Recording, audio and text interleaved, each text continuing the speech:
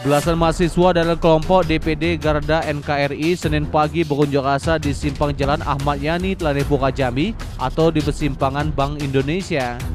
Aksi ongkos sempat membuat kelumpuhan arus lalu lintas ketika beroperasi di tengah jalan mendesak tersangka suap RAPBD Jambi 2018 yang sedang ditangani KPK supaya dicopot dari kedinasannya di DPRD Provinsi Jambi maupun dari kedinasannya di pemerintah Provinsi Jambi.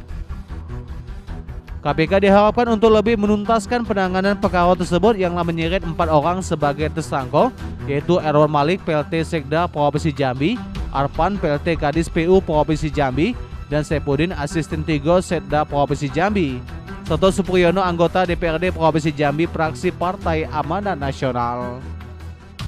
Hal serupa masa juga sampaikan secara berorasi di pekarangan kantor Dewan Perwakilan Rakyat Daerah Provinsi. Terlebih orangko juga menyatakan supaya koruptor dihukum mati.